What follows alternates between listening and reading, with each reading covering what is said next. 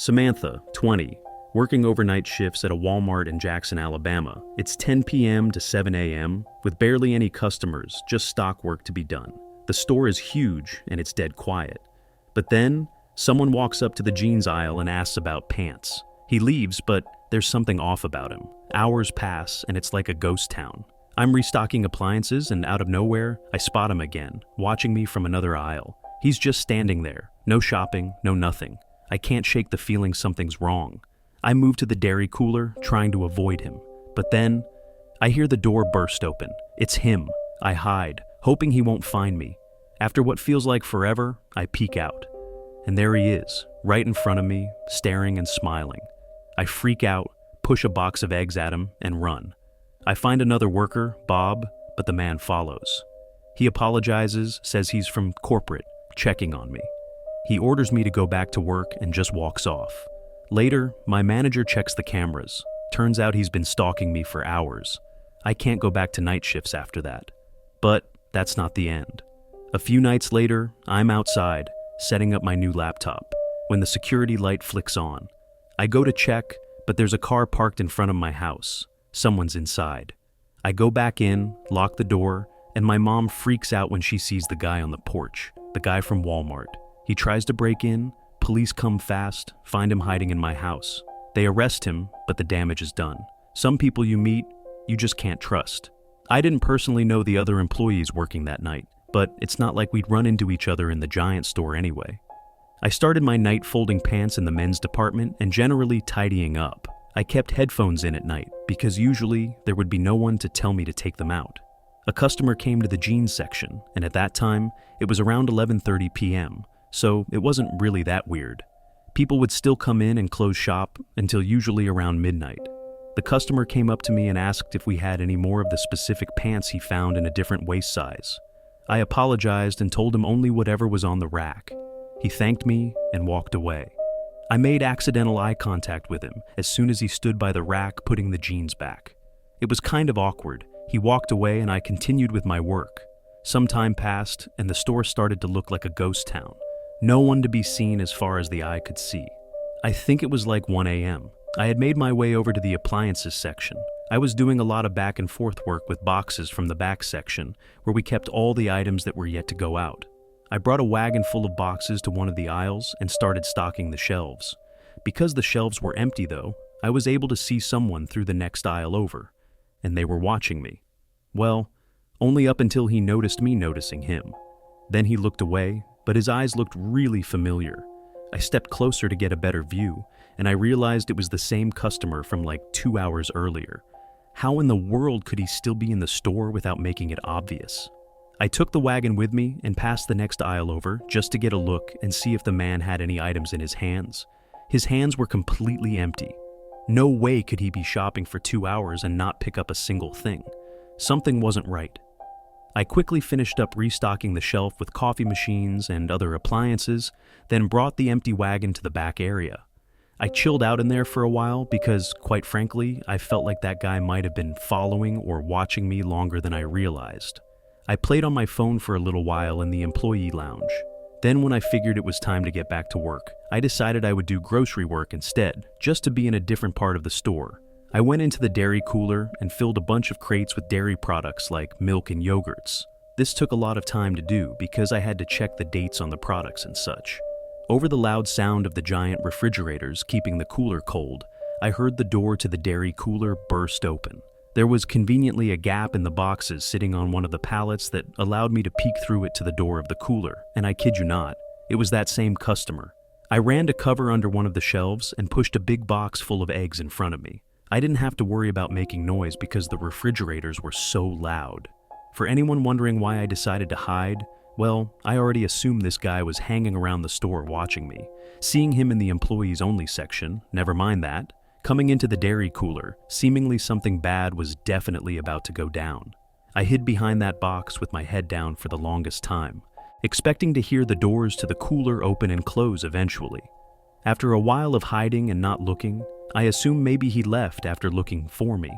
I lifted my head from my arms for the first time and looked up in front of the box and screamed.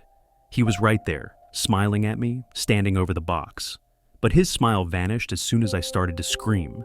He tried putting his hand on my lips to muffle my scream, but I didn't allow that to go any further. I pushed the box of eggs over right into him, and the eggs falling to the floor made him step back, looking down at his shoes.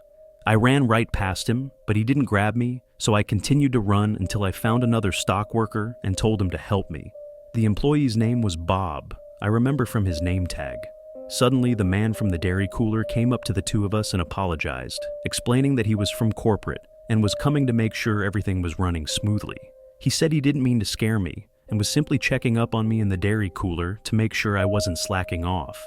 This Bob guy seemed to believe it all, but then again, he didn't seem very smart at all. I asked the man why he put his hand on my mouth, and he said he was trying to avoid making a scene. Then, shockingly, he gave me the order to finish up the appliance section, and he disappeared as he was speed walking away down the aisle. I called out, "What's your name?" And he called back, "Tom," and just like that, he was gone. The next day, I called one of the managers and asked if there was supposed to be a visit from corporate the night before, and if a creepy man named Tom sounded familiar. My manager, Margaret, said it sounded like complete expletive. There was no record of anyone from corporate named Tom who was supposed to come visit, nor would anyone from corporate ever be in the store at 2 a.m. They then went ahead and checked the camera footage, and a police report was filed when they realized this was a random man. The cameras proved this man had been stalking me between the aisles for the better part of the first few hours of my shift. I told Margaret I couldn't do night shifts anymore after that, and she understood. I still worked there, but more so as a day stock person or a cashier.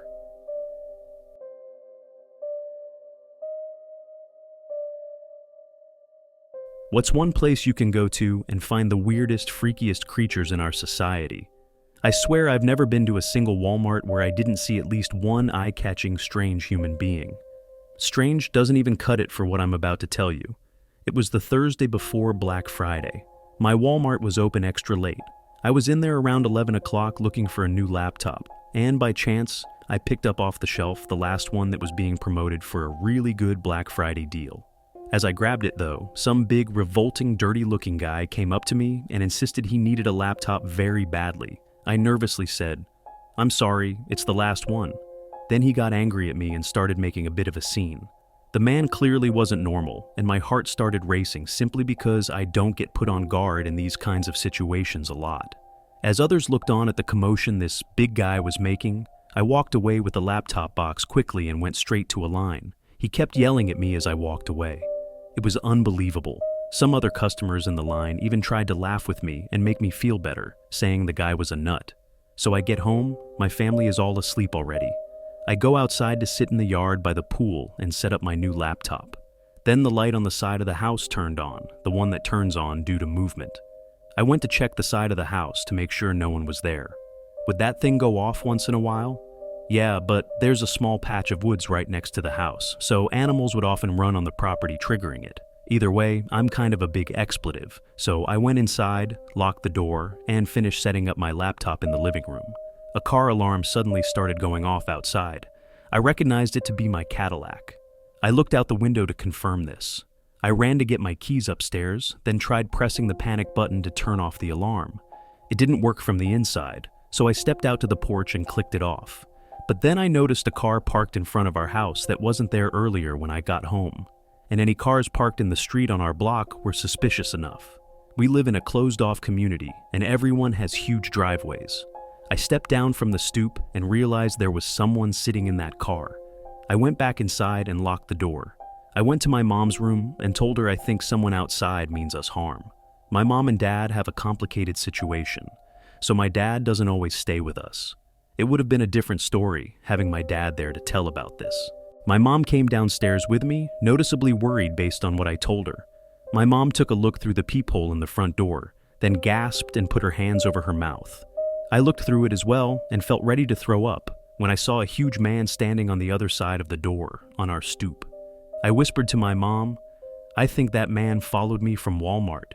Suddenly, the doorknob started to turn as the man tried opening the door. When it didn't work, he started pounding on the door. That's when my mom let out a gasp and cry, and my younger sister came out from her room, who also started to panic when becoming wise to the situation. The pounding stopped, then there was a silence for a while. other than my mom's voice on the phone with the police. A few minutes went by, my mom still on the line with 911 with police en route, and there was a loud bang and crash downstairs in the den. A window was shattered. My mom and sister both screamed and cried. I told them to run upstairs while I locked the door to the den. I waited down there, expecting an attempt at the door or a bang. Nothing. Surprisingly, I heard a police car briefly wail its siren outside my house. It was the quickest response time I'd ever heard of. I ran outside to lead them to the den where the broken glass was. There, they found the huge, dirty, crazy-looking man hiding behind one of our couches. He was arrested at once, and we pressed charges. All the while, he was screaming profanities and threats at me. Not helping his case, both cops told me the guy seemed unstable and on some kind of drugs, but told us to get a good night's rest because he wouldn't be bothering us again. So while it may be fun to people watch at Walmart and laugh at some of the goofy things you see, realize you may also find some of the more dangerous people in our society in your local Walmart. Working the night shift at Walmart as a night stock person on the weekends was my second job when I was finishing up college. I needed to pay off my loans, so I had to make money however possible. I didn't deal with customers or anything. I would just sign for night deliveries, do warehouse work, and stock shelves in the store during after hours. The typical shift would usually be either 11 to 7 or a 12 to 7. On July 9th, 2015, a Thursday night, I still haven't locked it into my brain. I was midway through my shift in the electronics department when I saw in the corner of my eye someone walk past the aisle I was working. This wouldn't usually catch my attention if it weren't for the fact that there were only two other workers in the building with me that night, Alvin and Baco. They were both wearing the same staff shirts I was wearing. I would know because we all clocked in at the same time. The person I saw in the corner of my eye was wearing all black. So I naturally walked to the end of the aisle and did a little peep around the shelf. No one was there. I yelled both Alvin and Baco's names, so when they didn't answer, it made it even stranger. But regardless, I went back to work. I was holding in a pee for a while, and I told myself I'd go when I finished work in that aisle. Seconds later, there was a huge crash a few aisles down. It actually startled me. I ran over to see what it was, and a bicycle was somehow knocked off its hook. The hook was still fine and in place. It seemed like someone would have had to put effort into knocking this down. I hung it back up and started walking around the aisle suspicious as hell. I got to the last aisle towards the back of the store, which was the paper and cleaning aisle. Then there was this freaky-ass sound that I could best describe as a laugh. It sounded like it came from literally the next aisle over. So, once again, I did a short run back to that aisle and felt my heart drop when I saw a man dressed in all black, standing by the end of the aisle with his back facing me, but his head turned so that all I saw was only half his face. Then, he suddenly ran, not towards me, but down some other aisle. I heard his footsteps running around. I was faced with a choice of chasing after him or going to find my two co-workers, and I chose the latter. All the while, I heard these freakish laughing sounds and footsteps that I honestly felt like were circling me. I found Alvin in the women's department and told them to be on the lookout for someone who wasn't meant to be in the building, dressed in all black. We didn't have walkie-talkies, so I asked him to tell Baco if he ran into him. I excused myself because I couldn't hold it any longer.